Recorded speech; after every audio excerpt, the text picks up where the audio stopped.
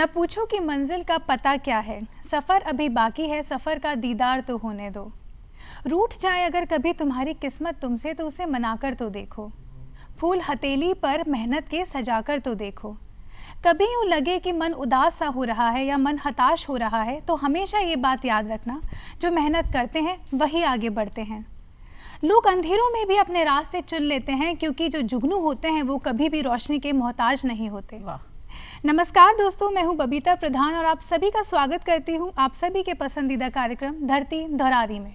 नमस्कार, good morning, अस्सलाम वालेकुम, खम्मा घनीसा। मेरा नाम है अनामिका और आज जो एपिसोड है धरती धोरारी का वो बहुत ही ज़्यादा ख़ास है। बबीता, जैसे तुमने बात की मेहनत की, तो चंद पंक्तियां हैं, बहुत ही खूबसूरत पंक्तियां हैं, मुझे याद आ रही हैं, जिसमें कहा यह गया है कि मंजिल पे ध्यान हमने ज़रा भी अगर दिया, मंजिल पे ध्यान हमने ज़रा भी अगर दिया, आकाश ने डगर को उजालों से भर दिया, रुकने की भूल हार का कारण न बन सकी, चलने की धुन ने राह को आसान कर दिया। तो ये तो फैक्ट है बबीता कि मंजिल उन्हीं को मिलती है जो धुन के पक्के होते हैं। ठान लिया तो बस ठान लिया। तो जैसा मैंने आपको शुरुआत में भी बताया कि आज धरती धोरारी का ये एपिसोड जो है बहुत ही ज़्यादा ख़ास है, क्योंकि हम आपकी मुलाकात करवाने वाले हैं एक ऐसी शख्सियत से, एक ऐसी पर्सनालिटी से जो धुन के पक्के तो हैं ही, मोर ओवर इन्होंने अपनी मेहनत के बल पर, अपनी लगन से, अपनी दूरदृष्टि से, अपने विजन से, अपने नज़रिए से तमाम मुश्किलात के बावजूद भी पिछले 30 बरसों में प्रशासनिक सेवाओं में अपना अभूतपूर्व योगदान दिया है और वर्तमान में भी सिविल सर्विसेज में नवाचार के ज़रिए, इनोवेशंस के ज़रिए इन्होंने कई बड़े बड़े इश्यूज़ को रिजॉल्व किया है और परिणाम स्वरूप कई अवार्ड्स, कई सम्मानों से भी नवाजे गए हैं। तो आइए मिलकर के स्वागत करते हैं राजस्थान हाउसिंग बोर्ड यानी राजस्थान आवासन मंडल में कमिश्नर पद पर कार्यरत IAS ऑफिसर श्री पवन अरोड़ा जी का। सर नमस्कार, बहुत बहुत स्वागत है आपका डीडी राजस्थान में। कैसे हैं आप? मैं बिल्कुल ठीक हूँ। कैसा फील कर रहे हैं सर आज हमसे जुड़कर आप? बहुत टाइम बाद आना हो रहा है। एक्चुअली कोरोना टाइम में आना बिल्कुल नहीं हुआ जी। उससे पहले मुझे याद पड़ता है कि मैं शायद इलेक्शन ट्रेनिंग के सिलसिले में एक बार यहाँ कार्यक्रम में आया था। जी जी, बहुत अच्छा है, हमारा सौभाग्य है सर कि आप हमारे साथ में हैं। बहुत ही कड़ी मेहनत कर सर आज आपने ये मुकाम हासिल करा है और हम सभी की लाइफ जर्नी के पीछे कोई ना कोई रोल मॉडल होता है या हमारी बचपन की यादें बड़ी ही खूबसूरत हमारे मन में होती है। तो सबसे पहले शो की शुरुआत में सर जानना चाहेंगे बचपन कहाँ बीता? बचपन यूँ कह सकते हैं, मेरा जन्म गंगानगर जिले के एक तहसील है रायसिंह नगर, जी, बहुत छोटा सा इलाका था, वहाँ हुआ था। पर मैं 3-1 साल का था तब हम लोग सब जयपुर आ गए थे। अच्छा। तो यूँ कह सकते हैं कि गंगानगर और जयपुर के बीच में ही बचपन रहा, लेकिन ख़ास तौर पे मान सकते हैं कि जयपुर में ही रहा। जी। और बचपन आप पूछ रहे हैं कि कैसा रहा, तो मैं समझता हूँ कि बचपन बहुत खुशहाल था जी। और अभावों में तो नहीं, लेकिन सीमित साधनों में था। मुझे याद आता है करीब 1975 के आसपास की बात है, 10 पैसे रोज की जेब खर्ची मिला करती थी। अच्छा, पॉकेट मनी। तो स्कूल जाया करते थे। क्या करते थे उस 10 पैसे का? हाँ, तो बड़ी इंटरेस्टिंग सी बात है, 10 पैसे को कई बार उस दिन खर्च नहीं कर पाते थे, क्योंकि आज जो समोसा आपका 25 रुपए में आता है उस समय 25 पैसे में आता था। अच्छा। और उस एक समोसे को खरीदने के लिए 2 या 3 दिन की जेब खर्च को बचाना पड़ता था। तो आप सोच सकते हैं उसके लिए क्या चार्म होता होगा, कैसा करेंगे। और एक बड़ी अच्छी बात, पिताजी ने तो उसको बचत की आदत डालने के हिसाब से शुरू किया था। उन्होंने कहा कि बच्चों को रोज 10 पैसे जेब खर्च मिलेगा जी। और जो बच्चा केवल रविवार के रविवार लेगा, बाकी दिन रोज नहीं लेगा, उसको 70 पैसे की जगह 1 रुपया मिलेगा। क्या बात है। तो हम क्या करते थे, बोनस बोनस, बचत का बोनस। तो हम ये करते थे कि बाकी दिन तो जो हमारे स्कूल में कैंटीन वाला होता था उससे उधार कर लेते थे और आखिरी दिन लेकर के उसके हर सोमवार को उधार चुका देते थे और 30 पैसे का बोनस अपने पास रख लेते थे। तो इस तरह का बचपन था। और दूसरा, जो आजकल त्योहार मनते हैं, तो मैं देखता हूँ चाहे वो होली हो, दिवाली हो, मकर संक्रांति हो, पतंग उड़ाने का त्योहार हो, सब एक दिन तक के लिए सिमट गए हैं। और एक दिन भी नहीं है, मेरे ख्याल से कुछ घंटों में सिमट गए हैं और 2-3 घंटे का ये कार्यक्रम रह गया है।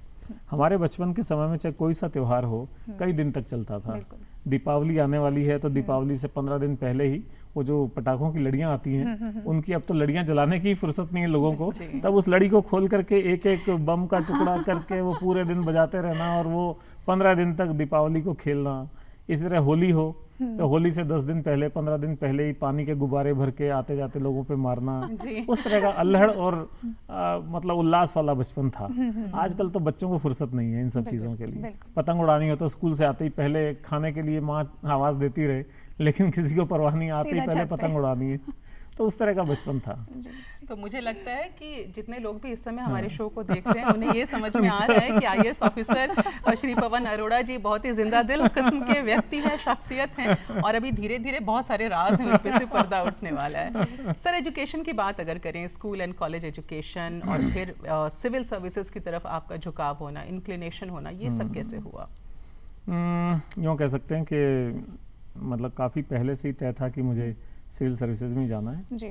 और घर में मेरे बड़े ब्रदर भी ऑलरेडी सिविल सर्विसेज में थे जी। उनको देखा करता था वो जिस तरह से लोगों की मदद करते थे और उनका जो रहने सहने का तरीका और जो बाकी प्रशासनिक कार्यकलाप वो करते थे, उसको देख के एक अपील करता था कि ये काम ऐसा है जिसमें आप लोगों के जीवन में कुछ बदलाव ला सकते हैं, जी। लोगों के जीवन में असर डाल सकते हैं और कुछ ना कुछ जो है अपना प्रदेश कहिए, सिटी कहिए, देश कहिए, उसमें सुधार के लिए या इंफ्रास्ट्रक्चर के दिशा में कुछ ना कुछ अच्छा काम कर सकते हैं। तो ये दिमाग में तो एक यूँ कह सकते हैं कॉलेज टाइम में ही मेरे आ गया था कि प्रशासनिक सेवा में जाना है, पर साथ के साथ ये भी था कि प्रशासनिक सेवा के चक्कर में राजस्थान नहीं छोड़ना है। तो इसलिए मैंने कभी IAS दिया नहीं और मैंने RAS को ही चुना और सौभाग्यशाली था कि मैं RAS के पहले ही अटेम्प्ट में आ गया। क्या बात? और सबसे ये चल रहा है। बहुत ही अच्छा लग रहा है सर ये जान के कि आप कितने मेहनती रहे हैं और फर्स्ट अटेम्प्ट में ही आपने क्वालिफाई करा है। तो जब कोई अच्छा डेजिग्नेशन सर हम पा लेते हैं तो सबसे यादगार पल होते हैं हमारी लाइफ में हमारी ट्रेनिंग के, जब पोस्टिंग के टाइम पे वो ट्रेनिंग का आता है, क्योंकि पढ़ाई के समय तो हम थ्योरेटिकली पढ़ते हैं और ट्रेनिंग के वक्त बहुत सी चीज़ें प्रैक्टिकली हमें बताई जाती है। तो ट्रेनिंग का एक्सपीरियंस कैसा रहा? ट्रेनिंग बहुत अच्छा था। जो इनिशियल ट्रेनिंग थी, फाउंडेशनल ट्रेनिंग कहते हैं जिसको, वो OTS में थी यहीं जवाहरलाल नेहरू मार्ग पे। हाँ जी। और एक बार फिर ऐसा लगा जैसे वापस स्कूल में पहुंच गए। अच्छा। तो ट्रेनिंग में वातावरण सख्त ट्रेनिंग थी। सख्त के अलावा वही वो जिस तरह से क्लासरूम सिटिंग होता है, कोई टीचर आ रहे हैं या कोई बाहर से गेस्ट स्पीकर आ रहे हैं, उनका लेक्चर सुनिए, फिर अपनी मेस में जाके खाना खाइए, फिर इवनिंग सेशंस हैं, तो बड़ा उस तरह का माहौल रहता था। तो ट्रेनिंग के प्रारंभिक दौर जो है OTS में था। उसके बाद 3-1 महीने के फाउंडेशनल कोर्स के बाद में डिस्ट्रिक्ट ट्रेनिंग होती है। डिस्ट्रिक्ट ट्रेनिंग अटैचमेंट मेरा जयपुर जिले में ही था। तो जयपुर जिले में रहते हुए, अब उस वक्त जयपुर कलेक्ट्रेट में केवल 5 या 6 RAS अफसर होते थे जी। और आज वहाँ पे करीब 25 से 30 RAS अफसर हैं। अच्छा। तो आप सोच सकते हैं कि अफसरों के कंधों पे जिम्मेदारियां बहुत ज़्यादा थी उस समय। उस समय दौसा जो अलग जिला है वो भी जयपुर जिले का ही एक अंग होता था। तो ये बात करीब 1990 की है, 89-90 के बीच की बात है।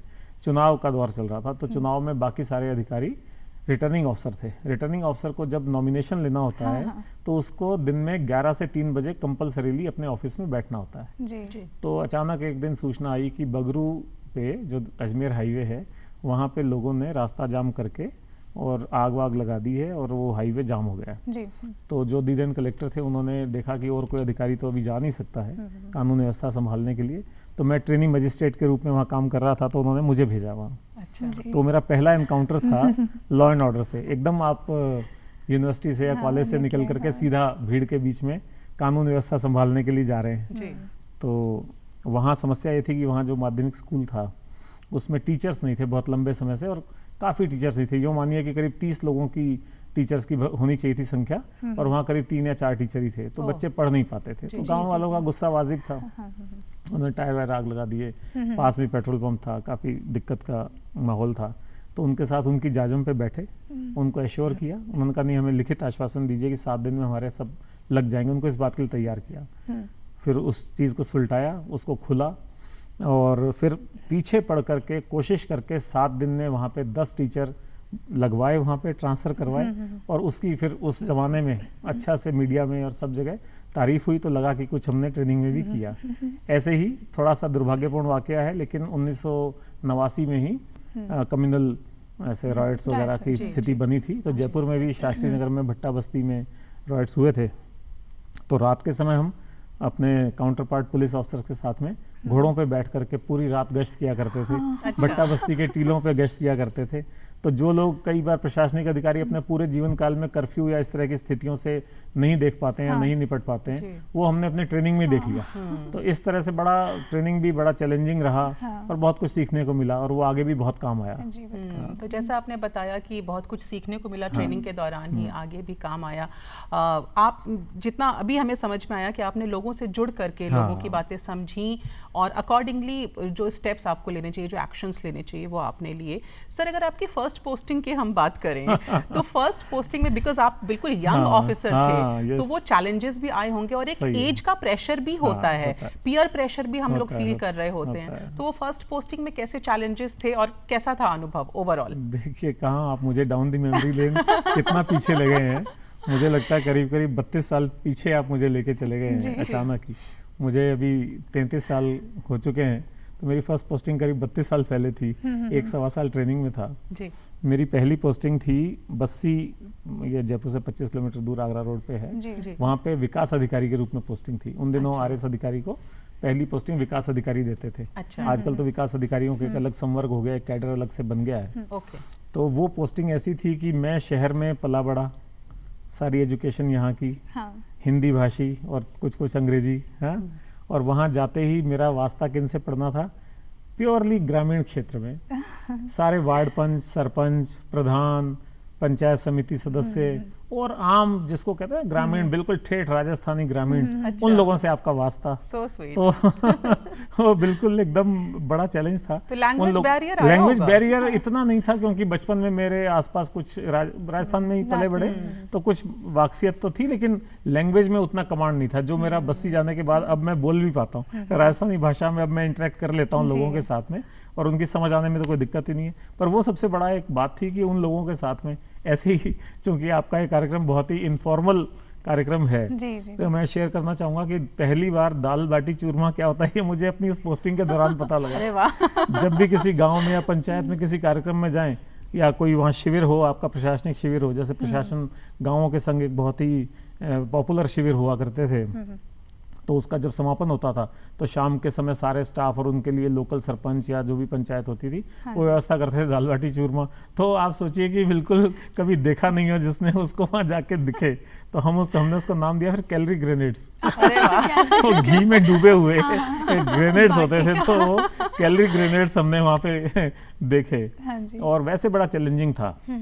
जयपुर के पास होने के कारण जो भी सरकार की नई योजनाएं आती थी या नए कार्यक्रम आते थे, विकास के नए कार्यक्रम आते थे, उनको शोकेस करना होता था। तो चाहे दिल्ली से कोई पत्रकारों की टीम आए, चाहे दिल्ली से केंद्र सरकार के अधिकारी आए, चाहे राजस्थान सरकार के अधिकारी जाएं, तो वो सब ढूंढते थे कि ज़्यादा इनकन्वीनियंट नहीं हो तो जयपुर के आसपास का कोई क्षेत्र दिखाया जाए। तो वहाँ पे उस जमाने में हमने बहुत काम किए। एक इंदिरा आवास योजना होती थी, मुझे याद आ रहा है, उसमें करीब 200-250 लोगों को घरों की सुविधा मुहैया कराई। ऐसी एक जीवन धारा कुओं की योजना होती थी, पानी के लिए कुएं गहरे करते थे। बायोगैस प्लांट होते थे, औरतों की आंखों में धुआं नहीं जाए, उन्नत चूल्हा की एक योजना थी। ऐसे ही जो सड़कों के किनारे लोग नहाते हैं करते हैं, उसके लिए एक यूनिसेफ की स्कीम होती थी बाथरूम बनाने की। ऐसी इंफ्रास्ट्रक्चर के नए स्कूल बनाना, बिल्डिंग जो एग्जिस्टिंग स्कूल्स हैं उनमें कमरों का विस्तार करना, ऐसे बहुत सारे इंफ्रास्ट्रक्चर के काम उस पहली पोस्टिंग के दौरान किए। और मैं पहली बार उसी दौरान ये सीख पाया कि कैसे नींव खोदी जाती है किसी की, फिर कैसे उसमें पीसीसी होती है, कैसे चिनाई होती है। तो ये वहीं से एक आदमी ऑन जॉब जैसे कहते हैं ट्रेनिंग, ऑन जॉब सीखना शुरू किया। तो बहुत ही चैलेंजिंग और बहुत ही अच्छी थी। तो पवन सर, क्योंकि आपने एकदम ग्राउंड पे रहकर काम किया है और दाल बाटी चूरमा वाली बात तो बहुत ही अच्छी लगी कि आपने फर्स्ट टाइम वही वहाँ पे खाया। क्योंकि योजनाओं की सर आपने अभी बात करी, तो भारत सरकार ने भी कुल 100 शहरों को स्मार्ट सिटी मिशन के अंदर विकसित किया है और इसी के तौर पर जो शहर है वो अपनी प्रोग्रेस में भी काफ़ी मेहनत कर रहे हैं। तो इस बारे में आप क्या कहना चाहेंगे? स्मार्ट सिटी बहुत ही अच्छी परियोजना है जी, लेकिन थोड़ा सा इसमें चैलेंज ये रहा कि आमतौर पे लोग समझ नहीं पाए कि स्मार्ट सिटी में करना क्या होता है जी। मेरी निगाह में स्मार्ट सिटी का मतलब ये है कि जो वहाँ के नागरिक हैं उनका लाइफस्टाइल स्मार्ट हो जाए, उनकी जो जिंदगी या रोजमर्रा लाइफस्टाइल है वो स्मार्ट होनी चाहिए, उनको सुविधा महसूस होनी चाहिए। किसी भी शहर में अगर आप बात करें तो 2-3 तरह की इश्यूज होते हैं, जो मैं अभी आपसे अनौपचारिक बातचीत में हम कर रहे थे कि मैं अर्बन एरियाज़ में काफ़ी काम किया है और अर्बन डेवलपमेंट के इश्यूज़ को डील करने का मुझे काफ़ी एक्सपीरियंस रहा है। मेरे इस 33 साल के करियर में करीब 18 साल मैंने उसी में बिताए हैं। चाहे मैं नगर निगम में रहा, जेडीए में रहा, डायरेक्टर डीएलबी रहा, director local bodies, transport department में रहा या फूड एंड सिविल सप्लाईज में रहा, ये सब अर्बन इश्यूज को डील करने वाले डिपार्टमेंट हैं। तो उसमें अगर हम देखते हैं तो एक शहर में एक समस्या तो होती है सिविक इश्यूज की। सिविक इशू इसको आप कह सकते हैं जो नगर निगम नगर पालिका से जुड़े हुए इशू होते हैं, जैसे सॉलिड वेस्ट मैनेजमेंट है, आपका कचरा नहीं दिखना चाहिए, साफ सफाई प्रॉपरली होनी चाहिए, ओडीएफ होना चाहिए, ओपन डेफिकेशन फ्री होना चाहिए। तो ये हमने जब हम डीएलबी हुआ करते थे तब की बात है, पूरे राजस्थान को हमने समय से 1.5 साल टारगेट डेट से 1.5 साल पहले ओपन डेफिकेशन फ्री करके दिया था। तो एक तो हो गया सिविक इश्यूज जिसमें आपका साफ सफाई, नाली, पानी, बिजली यानी सार्वजनिक रोशनी जो होती है, सड़कों पे लाइटें, अंधेरा नहीं होना चाहिए, सीवर लाइन, ठीक है, स्ट्रे एनिमल्स, सड़कों पे गायें कुत्ते ये नहीं घूमने चाहिए, और डिफेसमेंट ऑफ प्रॉपर्टीज, ये सड़कों पे जो आप देखते हैं बोर्ड्स पे, डायरेक्शन बोर्ड्स पे लोग वो बिल्स, हैंड बिल्स चिपका देते हैं, पोस्टर चिपका देते हैं, कुछ वॉल पेंटिंग कर देते हैं, वो नहीं होना चाहिए। तो ये होते हैं एक सिविक इश्यूज, तो ये नहीं होने चाहिए। बिल्कुल। दूसरा एक मेजर इशू होता है वो है ट्रैफिक और जो आपका पार्किंग और इससे लेकर के ट्रांसपोर्ट। तो अच्छा एक ट्रांसपोर्ट सिस्टम होना चाहिए। जयपुर में सौभाग्य से मेट्रो है, लेकिन मेट्रो का चैलेंज ये है कि वो एक लिमिटेड रूट पे है। अभी हालांकि वर्ल्ड सिटी उससे जुड़ गया है तो काफ़ी सुविधा हो गई है लोगों को, लेकिन अभी भी जो उसका पुराना रूट जो पहले से तय था सीतापुरा से लेके विश्वकर्मा तक का, वो होना बहुत ज़रूरी है। तो दूसरी बात हम कर रहे थे कि ट्रांसपोर्टेशन अच्छा होना चाहिए, कनेक्टिविटी अच्छी होनी चाहिए, स्मार्ट कनेक्टिविटी होनी चाहिए, चाहे वो मेट्रो हो, बसें हों, मिनी बसें हों, ऑटो रिक्शा हों, इन टैक्सीज हों, उन सबका एक सिस्टम होना चाहिए, एक सिंगल कार्ड होना चाहिए। उस सिंगल कार्ड के माध्यम से आप चाहे मेट्रो में सफ़र करो, चाहे ऑटो रिक्शा में सफ़र करो, चाहे कैब में सफ़र करो, चाहे मिनी बस में सफ़र करो, तो आपके स्मार्ट कनेक्टिविटी होनी चाहिए। आपके मोबाइल फोन्स में ऐप्स होनी चाहिए, उसकी ऑटो पेमेंट कट हो जाना चाहिए। तो ये दूसरा चीज़ हो गई ट्रांसपोर्टेशन। पहला हुआ सिविक इश्यूज, दूसरा हुआ ट्रांसपोर्टेशन और ये सब चीज़ें, और तीसरा हो गया कि एक आम नागरिक को सरकारी संस्थाओं में जाके जो भी काम कराने पड़ते हैं वो सब काम बहुत सुविधाजनक ढंग से हो जाए, आपका ऑनलाइन सोल्यूशंस मिल जाए, आपके मोबाइल ऐप्स के माध्यम से सोल्यूशन मिल जाए, बहुत सारे ई गवर्नेंस कह लीजिए, ई मित्र के माध्यम से कर लीजिए। अगर आप खुद नहीं डील कर सकते हैं कंप्यूटर्स को, तो जयपुर में या बड़े शहरों में तब कुछ कुछ होने लगा है, लेकिन अभी भी इसकी बहुत ज़रूरत है। आपको अपना डेथ सर्टिफिकेट लेना किसी का, आपको बर्थ सर्टिफिकेट लेना है, आपको पासपोर्ट का तो चलो काफ़ी अच्छा है, आपको ड्राइविंग लाइसेंस लेना है, आपको राशन कार्ड लेना है, आधार कार्ड लेना है, कोई पट्टा चाहिए, कोई आपके बाहर कोई डेड एनिमल पड़ा उसको रिमूव कराने की एप्लीकेशन देनी है। अभी लोग यही इतने नहीं वाकिफ हो पाए हैं कि कहाँ फ़ोन करें, किस एक नंबर पे फ़ोन करें। हालांकि अभी एक सीएम हेल्पलाइन नाम से 181 पे चलता है, वो बहुत अच्छा काम उसमें हो रहा है, लेकिन फिर भी इसको थोड़ा सा और बढ़ावा आना चाहिए। हर आदमी को मालूम होना चाहिए कि उसको इस छोटी छोटी शिकायतों के लिए उन दफ्तरों में नहीं जाना पड़े, बल्कि उसको घर बैठे अपने मोबाइल के माध्यम से, इसके माध्यम से कुछ खास जगहों पे फ्री वाईफाई का सिस्टम होना चाहिए। पहले एक बड़ा महत्वाकांक्षी प्रोजेक्ट चला था, लेकिन शायद वो उतना सक्सेसफुल नहीं हो पाया, वरना जहाँ पे पब्लिक पार्क्स हैं, बस स्टैंड्स हैं, रेलवे स्टेशन हैं और कोई कम्युनिटी स्पेसेस हैं, बड़े शॉपिंग सेंटर्स हैं, वहाँ पे वाईफाई फ्री हो तो लोग अपने इनको वहीं कर सके। इसी तरह से फिर एक नेक्स्ट सेगमेंट आता है टूरिज्म का। स्मार्ट सिटी में अगर आपके टूरिस्ट स्पेसेस हैं, टूरिस्ट प्लेसेस हैं और कोई टूरिस्ट की अपॉर्चुनिटी है तो उसको डेवलप करना चाहिए। जैसे अभी कुछ दिन पहले ही जो हमारी चीफ सेक्रेटरी हैं उनके साथ बात हो रही थी, उनका भी आइडिया था कि जयपुर बाय नाइट होना चाहिए। जयपुर में रात के समय जो टूरिस्ट आते हैं तो वो शाम को 6-7 बजे के बाद उनके पास घूमने कोई जगह नहीं है, तो जयपुर बाय नाइट के नाम से रात को डिनर के बाद में या डिनर के साथ जोड़ते हुए एक पूरी रोशनी करते हुए और पूरा एक टूर उनको जयपुर बाय नाइट रात को 9 बजे से 1 बजे तक कराया जाना चाहिए। अच्छा, तो ये सब चीजें स्मार्ट सिटी को टेकअप करनी चाहिए और खास तौर पर कुछ ऐसे आधारभूत इंफ्रास्ट्रक्चर प्रोजेक्ट लेने चाहिए जिससे, जैसे जो मैं ट्रैफिक और उसकी बात कर रहा था, तो जो सड़कें हैं उन पे सब पे फ्लाईओवर्स आ जाना चाहिए, रेड लाइट फ्री रोड्स होनी चाहिए आपकी, आपको कहीं रेड लाइट के लिए रुकना नहीं पड़े। तो इससे अच्छा क्या स्थिति हो सकती है? उससे आपका कम्युनिकेशन टाइम भी कम होगा और आपका एनवायरनमेंट भी बचेगा और आपका पेट्रोल और डीजल इसकी भी बचत होगी, पोल्यूशन भी कम होगा। और जो आखिरी चीज मैं स्मार्ट सिटी में कहना चाहता हूँ वो है अपने एनवायरनमेंट की केयर करना। एनवायरनमेंट की केयर करने के लिए सोशल फॉरेस्ट्री आप कर सकते हैं, जैसे स्मृति वन का कॉन्सेप्ट है, शहर के बीचों बीच आप घना वृक्षारोपण कर सकते हैं। अब तो बहुत तरह की पद्धतियां आ गई हैं, एक जापानी मियावाकी पद्धति बहुत फेमस है, हमने सिटी पार्क में उसको यूज भी किया है, 6-8 महीने में ये घना जंगल वहाँ तैयार हो जाता है। तो अपने एनवायरनमेंट की भी केयर करनी चाहिए। तो ये सब चीज़ें स्मार्ट सिटी में आनी चाहिए। मैंने शायद ज़्यादा खुलासे से बता दिया आपको। अच्छा लगा जान के इतने सारे Actually, हाँ, segments बहुत को। इन्फॉर्मेटिव है सर। और एक जो आपने इम्पोर्टेंट इन्फॉर्मेशन भी दी कि जो भी सिविक इश्यूज हैं उसके लिए एक हेल्पलाइन नंबर होगा जिस पे लोग डायरेक्टली फ़ोन करके बात कर सकते हैं और इंटरनेट के जरिए भी कनेक्ट हो सकते हैं। तो सर जैसा आपने बताया कि 33 सालों में 18 साल तो आपने अर्बन इश्यूज को ही दिए हैं और अर्बन मामलों का आपको एक्सपर्ट भी कहा जाता है। जेडीए की बात करें या म्यूनिसिपल कॉर्पोरेशन की बात करें, आप सबके साथ जुड़े और अभी आप राजस्थान हाउसिंग बोर्ड में भी हैं। एक शुद्ध के लिए युद्ध जो था वो मिलावट के अगेंस्ट एक अभियान भी आपने चलाया था। तो थोड़ा सा उसके बारे में जानना चाहेंगे। आपने पूरा मेरा जी सर, बायोडाटा देख रखा, हमने पूरा प्रोफाइल आपका पूरा होमवर्क किया आपने। बिल्कुल सर। हाँ, वो मेरे ख्याल से करीब सन 2002 के आसपास की बात है। तब मैं डीएसओ जयपुर होता था। तो हमने मिलावट के खिलाफ एक अभियान चलाया था जो करीब 4 महीने लगातार चला था और उसको नाम हमने दिया था शुद्ध के लिए युद्ध। तो उसका पर्पस यही था कि जितनी भी तरह की मिलावटें हैं उनके खिलाफ कार्रवाई की जाए। और मुझे अब वो याद आ गया है कि किस किस तरह की मिलावट हमने पकड़ी थी।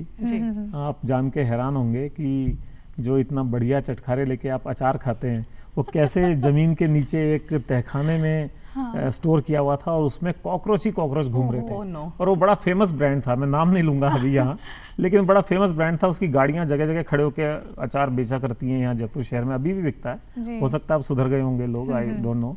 तो कॉकरोच से भरे हुए अचार, जो गेहूं के ये आटे आते हैं ना कई तरह के भोग, पहले कोई नाम रख दो, उसके बाद फलाना भोग आटा, ये भोग आटा, वो भोग आटा। उसमें जो आटे के लिए गेहूं पिसने जा रहा है तो उसमें जो मजदूर हैं उनकी जूतियों के नीचे गोबर लगा हुआ, वहीं बीड़ी के टुकड़े डाले हुए। तो इतने सैकड़ों किलो आटे में मालूम ही नहीं चलता कि क्या गोबर भी गया इसमें है, क्या गया। इसी तरह दालों में कैसे पॉलिश की जाती है, नकली केसर कैसे होता है, सुपारी जो आप खाते हैं, इवन सुपारी में कैसे मिनरल ऑयल किया जाता है। मिनरल ऑयल पचता नहीं है कभी भी, कैंसर का कारण होता है। और आप नाम लीजिए, बेसन में कैसी मिलावट, काली मिर्ची में या मसालों में कैसे पपीते के बीज की मिलावट, धनिया में कैसे दूसरी चीज़ों की मिलावट, हर चीज़ में मिलावट हमने पकड़ी। कोल्ड ड्रिंक्स में आप देखिए, कोल्ड ड्रिंक्स में बड़ा इंटरेस्टिंग किस्सा है। हम एक जगह गए तो वहाँ हमने देखा कि सब कुछ ठीक ठाक सा ही चल रहा था। तो लगा कि आज तो यहाँ छापा मारना फेल हो गया, यहाँ तो कुछ मिल ही नहीं रहा, तो ये तो गलत सूचना हो गई। तो निकलने ही लगे थे बाहर, तो इतने में मेरा ध्यान एक कैरेट पे गया। तो फिर एकदम वापस छिटके, फिर वापस जाके रीचेक किया तो वो सब पकड़ में आ गया कि ढक्कन ठीक करके और वो तैयार किया हुआ मन मर्जी से भर के, और उसमें पानी जो इस्तेमाल करते थे वो उसी पानी से वो अपने बाथरूम में और वॉशरूम्स में, टॉयलेट्स में काम में लेते थे, उसी पानी से ही कोल्ड ड्रिंक्स तैयार होती थी। तो मेरा ये पक्का मानना है कि भैया ये जितनी भी चीज़ें बाजार में मिलती हैं तो इनको बहुत देखभाल के, क्या पनीर ले लीजिए, क्या मावा ले लीजिए, क्या मिठाइयाँ, सब चीज़ में मिलावट 4 महीने तक हमने लगातार पकड़ी थी। और मुझे अच्छा लगता है कि अभी भी वो शुद्ध का युद्ध किसी ना किसी रूप में अभी भी चलता है। और अब भी समय समय पे मेडिकल एंड हेल्थ डिपार्टमेंट और जिला प्रशासन का ये जो food and civil supplies department है, ये मिल करके उस अभियान को चलाते हैं। और अभी भी आप आए दिन पढ़ते होंगे त्योहारों के नज़दीक चौड़ा रास्ता में इतना किलो, इतना टन मावा पकड़ा गया, नकली दूध में जो है वो यूरिया मिला करके पकड़ा गया। तो ये बहुत ज़्यादा चैलेंजिंग जॉब है। तो उस वक्त कई तरह की धमकियाँ भी आती थी, कई तरह के, ये मोबिल ऑयल और पेट्रोल डीजल इन सब में मिलावट थी, उस ज़माने में पकड़ा करते थे। आज क्या स्थिति है नहीं कह सकते, लेकिन बहुत ज़्यादा सुधार तो नहीं होगा। बिल्कुल। निरंतर चेक रखने की बात है। बिल्कुल। अनामिका, एक बार सर की प्रोफाइल चेक करते टाइम मैंने ये पाया कि सर को राष्ट्रपति अवार्ड भी मिला है एलईडी लाइट्स के रिप्लेसमेंट के लिए। और ऊर्जा के क्षेत्र में सर आज के वक्त काम करना भी बहुत ज़रूरी है, क्योंकि ग्लोबल वार्मिंग की समस्या से हम लोग बहुत जूझ रहे हैं और CO2 का लेवल बढ़ना, ओजोन का डिप्लीट होना, जी, तो ये बहुत समस्या का एक वो है। ऐसा हुआ कि हाँ, मैं समझ गया आपकी बात। तो मैं जब DLB था, मेरी अभी प्रेजेंट पोस्टिंग से पहले मैं डायरेक्टर लोकल बॉडीज था। डायरेक्टर लोकल बॉडीज राजस्थान के जितने भी म्युनिसिपल बॉडीज हैं, नगर पालिका, नगर निगम, नगर परिषद हैं, उनका कंट्रोलिंग ऑफिसर होता है। तो हमने एक प्रोजेक्ट हाथ में लिया था LED लाइट्स का, जो कि सेंट्रली स्पॉन्सर्ड था एक तरह से। और फिर हमने यहाँ पे कंपनीज के साथ में MOU किया था और पूरे राजस्थान में सबसे कम समय में पूरे देश में हमने करीब 10.5 लाख LED लाइट्स को रिप्लेस किया था। तो राजस्थान में उस समय 193 नगर पालिका शहर थे। उन सभी शहरों में करीब करीब 10.5 लाख LED लाइट्स को हमने रिप्लेस किया, जो आप देखते हैं रोड लाइट्स, ये सब चेंज की थी। इससे जो बिजली का बिल था वो करीब 30% रह गया था जी। और बिजली की बचत 70% हो गई थी। तो उस काम में हम कंट्री में फर्स्ट थे। सेकंड नंबर पे कर्नाटक था और वहाँ का केंद्रीय ऊर्जा विभाग का एक लाइव डैशबोर्ड है नेट उस पे, तो उस पे लगातार आया करता था कि अब किस राज्य की कितनी लाइट्स हो गई हैं रिप्लेस। तो राजस्थान उसमें फर्स्ट आता रहता अरे था। वाह। तो मैं वहाँ 3 साल रहा, तो मैं तीनों साल हमने 3 एनर्जी सेविंग अवार्ड्स केंद्र सरकार से लिए, उसमें एक राष्ट्रपति अवार्ड भी था। जी, क्या बात है सर। हम सबसे और आगे सर थे। मुझे world book of records London का भी जो सर्टिफिकेट आपको मिला है, जो सम्मान मिला है, ऑनर जो सर को जिससे नवाजा गया है, वो भी याद आ रहा है। एक सर्टेन टाइम फ्रेम में इतनी सारी प्रॉपर्टीज का निस्तारण करना, और सबसे बड़ा बेनिफिट ये है कि उसके बदले अच्छा खासा करोड़ों रुपए का रेवेन्यू भी जनरेट करना। I mean it takes a lot of efforts, planning and execution. तो ये कमाल कैसे किया आपने? अरे नहीं, ये सब टीम वर्क बेसिकली। हाँ, लेकिन ठीक है, कोई ना कोई कैप्टन होता है। तो क्या हुआ, जब हाउसिंग बोर्ड में पोस्टिंग हुआ तो काफ़ी चैलेंजेस थे वहाँ पे। एक तो सबसे बड़ा चैलेंज तो ये था कि अनसोल्ड इन्वेंट्री थी करीब करीब 18,000 हाउसेस की, 18,000 मकान बिना बिके हुए रखे हुए थे जी। इसके अलावा जो हमारे कैडर स्ट्रेंथ होती है, यूँ मान लीजिए कि 900 की डायरेक्ट रिक्रूटमेंट की कैडर स्ट्रेंथ है, उसमें से 750 पोस्ट खाली थे। ओके। और ये कंस्ट्रक्शन महकमा है जहाँ मतलब कंस्ट्रक्शन का ही काम है। हाँ। गरीबों के लिए कहिए या आम आदमी के लिए कहिए, आवास बनाने का काम है। वहाँ उस संस्था में आज भी अभी भी एक भी JEN नहीं है, जबकि JEN किसी भी कंस्ट्रक्शन महकमे की बेसिक धुरी होती है। हाँ। मतलब जूनियर इंजीनियर। जूनियर इंजीनियर वो वहीं से काम शुरू होता है। जी। तो बड़ा चैलेंज था। इसी तरह से नए कोई बड़े प्रोजेक्ट चल नहीं रहे थे, फाइनेंशियल पोजीशन स्टैंड स्टिल थी, जो स्टाफ को सैलरी बंट रही थी वो भी पुरानी FDs को तोड़ करके बंट रही थी। ओके। हाउसिंग बोर्ड को 50 साल हो गए थे बने हुए, लेकिन अपनी खुद की ज़मीनों और प्रॉपर्टी से एनक्रोचमेंट हटाने का या इलीगल पोजीशंस हटाने का राइट नहीं था, कभी भी ये एक्ट में ही नहीं था। हाउसिंग बोर्ड की जो बकाया ड्यूज़ थी, चाहे वो लीज के हों, चाहे वो किश्तों के हों, चाहे वो किसी और डेवलपमेंट चार्जेस के हों, वो वसूल करने के लिए कोई प्रावधान नहीं थे। जी। अगर आपको वसूल करना है तो आप कलेक्टर के एप्लीकेशन दीजिए, फिर वो वसूल करके देंगे। तो कोई नहीं करता दूसरे के लिए काम, तो अपना महकमा बहुत ही यूँ कह सकते हैं सुस्त हालत में था। यानी जब आप गए तो आपने हाउसिंग बोर्ड को रिवाइव किया, एक तरह से नई जान फूंकी उसमें। हाँ, लेकिन उसमें सबका रोल होता है, जी। पॉलिटिकल विल भी होती है, एडमिनिस्ट्रेटिव एक्यूमेन भी होता है, और आपकी टीम का एफर्ट भी होता है, और टीम का कितना आप उत्साह बढ़ा सकते हैं। जी। तो मैंने जाते ही सबसे पहले एक अपनी टीम को चिट्ठी लिखी, और टीम में मैं हमेशा आज भी कहता हूँ कि मेरी टीम में होते हैं मेरे क्लास 4 जो चतुर्थ श्रेणी कर्मचारी या पियोन कहते हैं जिसको आप, उससे लेकर के चीफ इंजीनियर तक सारे उस टीम के हिस्से होते क्या हैं। बात तो मेरा पर्सनलाइज्ड साइन किया हुआ चिट्ठी मेरे राजस्थान के दूर दूर पदस्थापित सभी चपड़ासी से लेकर के चीफ इंजीनियर तक को चिट्ठी गई, जिसमें उनका आह्वान किया गया कि भाई हम इस दशा में क्यों हैं, हमें इससे बाहर निकलना चाहिए। ये जो जाल पड़ा हुआ है, तो ये सब कबूतर मिल के उड़ेंगे तो इस जाल को लेके उड़ जाएंगे, जाल हटा देंगे यहाँ से। तो इस तरह की एक भावनात्मक चिट्ठी मैंने उनको लिखी, तो मुझे अच्छा लगा, उसका एक रिस्पांस आया सब तरफ से, लोग जुड़े और टीम स्ट्रांग हुई। फिर हमने सबसे पहले तो इस चैलेंज को स्वीकार किया कि पुरानी इन्वेंट्री को बेचें। उसके लिए कई तरह के एफर्ट किए, उसको हमने ख़ास तौर पे ई-गवर्नेंस को काम में लिया, और सारे हमारे जितने भी बिना बिके मकान थे उनको लिस्टिंग कराया। लिस्टिंग करा के आप हैरान होंगे कि लिस्टिंग ही नहीं कराया, उनके फोटोग्राफ्स कराए, उनका जो नक्शा था, उनका जो यूनिट प्लान था, किस रूम की साइज़ क्या है, किस रूम में क्या है, बाहर कितना एरिया है, उसकी लोकेशन क्या है, गूगल मैप पे उसकी क्या लोकेशन है, उसकी कीमत क्या है, और उसको कितना डिस्काउंट हम उस पे दे रहे हैं, उसकी EMD या अमानता राशि कितनी है, ये सारी चीज़ें हमने उस पे डाली नेट पे। 15 दिन हमने दिन रात मेहनत करके और उसको डाला जी।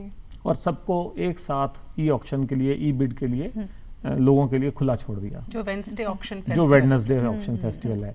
तो उसको हमने फिर ये सोचा कि मार्केटिंग गिमिक्स हैं ऐसे तो बिल्कुल। तो उसमें ये है कि अगर हम सिंपल ये कहते हैं कि आइए और मकान खरीदिए तो शायद इतना असर नहीं आता। तो हमने एक तो उसको बुधवार से जोड़ा, क्योंकि हमारे यहाँ एक मान्यता है कि भाई बुधवार को खरीदा हुआ अच्छा रहता है, शुभ रहता है। तो लोग अपना व्हीकल खरीदना हो, प्रॉपर्टी खरीदनी हो, बुधवार को खरीदते हैं। तो हमने उसको बुधवार नीलामी उत्सव किया। दूसरा एक हमने सोचा कि लोगों को इसके लिए बार बार हमको इन्फॉर्म नहीं करना पड़े, सूचित नहीं करना पड़े। अगर हम उनको बता के रखें कि हर सोमवार को सुबह 10 बजे ई ऑक्शन शुरू होगा या ई बिडिंग शुरू होगी और बुधवार को शाम 4 बजे खत्म हो जाएगी, तो हमें बार बार नहीं कहना पड़ेगा। अगर आपको पार्टिसिपेट करना है तो इट इज़ देयर, आप ऑनलाइन पार्टिसिपेट करिए। फिर दूसरा चैलेंज ये था कि लोग यहाँ कंप्यूटर सेवी नहीं है, क्योंकि राजस्थान उतना पढ़ा लिखा प्रदेश नहीं है, या क्योंकि ये इतनी आधुनिकता अभी नहीं है। आजकल यूथ तो बहुत जागरूक है, लेकिन जो हमारे क्लाइंट हैं खासतौर पे वो क्या मिडिल इनकम या लो इनकम ग्रुप वाले हैं, जो बायर्स हैं, जो हमारे क्लाइंट हैं, चाहे वो ढाबे वाला होगा, रिक्शे वाला होगा, ऑटो रिक्शा ड्राइवर होगा, कोई और सरकारी कर्मचारी है तो चतुर्थ श्रेणी कर्मचारी है या थोड़ा उसके ऊपर है, तो मिडिल इनकम ग्रुप तक के लोग हैं, तो उनसे ये अपेक्षा नहीं कर सकते थे। तो हमने पूरे राजस्थान में 92 प्लेसेस पे हेल्प डेस्क बनाई और वहाँ हमारा स्टाफ बैठता था कंप्यूटर लेकर के, जो भी आए वहीं पे उसकी वो फीडिंग करा के और उसकी बिड अप्लाई करा देते थे। तीसरा एक ये बड़ी बात थी कि जो भी लोग अब तक किसी भी सरकारी विभाग में, मैं समझता हूँ अभी भी ज़्यादातर विभागों में यही स्थिति है, यदि आपने किसी बिड में पार्टिसिपेट किया है जी, तो जो आप अमानता राशि जमा कराते हैं, जिसको EMD कहते हैं, अर्नेस्ट मनी डिपॉजिट, वो जमा करा देते हैं। और अगर आपका ऑक्शन में सफलता नहीं मिली, आपने जो प्रॉपर्टी चाहिए थी वो आपको नहीं मिली, तो आप फेल हो जाते हैं। तो फेल होके आपको वो EMD रिटर्न होती है। तो एक तो उसमें कोई कटौती नहीं होनी चाहिए, क्योंकि इसमें आपका क्या दोष है, नहीं हुआ तो आपको बिना कटौती के पैसा मिल जाए। दूसरा, उसके लिए अप्लाई करना पड़ता था, तो पहले वो आप एप्लीकेशन लिखो, लंबा प्रोसेस, फिर आप बाबूजी को दे के आओ, फिर तीसरा बाबूजी उस एप्लीकेशन पे वेरिफिकेशन करेंगे कि आपने ये पैसा जमा कराया था। चौथा, फिर जो कंट्रोलिंग ऑफिसर है वो उस पर सैंक्शन देगा कि हाँ इनका रिफंड कर दिया जाए, फिर उनका चेक बनेगा, फिर वो चेक उनको लौटाया जाएगा। तो कितना लंबा प्रोसेस हो गया। तो हमने उसका ये सीधा उपाय निकाला कि जो भी फेल हैं उनकी EMD राशि 72 घंटे में ऑटोमेटिकली उनके अकाउंट में शिफ्ट हो जानी चाहिए। ना कोई एप्लीकेशन देने की जरूरत है, ना किसी दफ्तर में किसी को संपर्क करने की जरूरत है। तो इससे बड़ा फायदा हुआ, लोगों को एक भरोसा जगा कि अगर हमने ऑक्शन के लिए लगाया उसमें नहीं मिला तो हम अगले बार फिर सोमवार को भाग ले सकते हैं। और जो भी सक्सेसफुल बिडर्स होते थे बुधवार को, उनकी जो सूची होती है सक्सेसफुल बिडर्स की, वो 2 घंटे बाद ही डिस्प्ले हो जाती है नेट पे जी। तो लोगों को एक ये भरोसा भी होता है कि इसमें कोई मिली भगत नहीं हो सकती, जिसने लिया उसका नाम डिस्प्ले हो गया। तो ये सब करने की वजह से जो आप वो पुरस्कार कह रहे थे, उसकी ये पृष्ठभूमि मैंने बताई आपको। तो जो world book of records London है, उन्होंने ये देखा कि हमने पहले चरण में केवल 35 दिनों में 1010 प्रॉपर्टी बेच दी ऑनलाइन। तो ये वर्ल्ड रिकॉर्ड था उनके हिसाब से। तो उन्होंने एक सर्टिफिकेट दिया, CM साहब को आकर के उन्होंने सम्मानित किया और हाउसिंग बोर्ड के लिए एक सर्टिफिकेट दिया, मुझे भी दिया। उसके बाद हमने फिर इस काम को जब और आगे बढ़ाया तो हमने केवल 12 दिन में 1213 प्रॉपर्टी बेच दी ऑनलाइन। तो वो हमने अपना रिकॉर्ड तोड़ा। तो उसके लिए फिर उन्होंने एक बार दोबारा नया वर्ल्ड रिकॉर्ड हमारे नाम किया और वो फिर आके उन्होंने राज्य सरकार को भेंट किया। बिल्कुल, तो ये चला। और उसके बाद हाउसिंग बोर्ड में तो खैर अब वो यूँ कह सकते हैं टचवुड, मतलब ये एक दौर ही चल पड़ा है। अभी रिसेंटली हमको इंडियन बिल्डिंग कांग्रेस का अवार्ड मिला है, उससे थोड़े दिन पहले स्कॉच अवार्ड मिला था, उससे थोड़े दिन पहले रेड कोर का अवार्ड मिला था, उससे थोड़े दिन पहले ईलेट्स करके एक संस्था है उसका अवार्ड मिला था। तो नेशनल लेवल के कई अवार्ड्स एक सीरीज में हाउसिंग बोर्ड में आए। सर बहुत ही हेक्टिक आपका शेड्यूल रहता होगा, आए दिन मीटिंग्स वगैरह, इवन सैटरडे संडेज को भी सर बुला लेते हैं मीटिंग के लिए।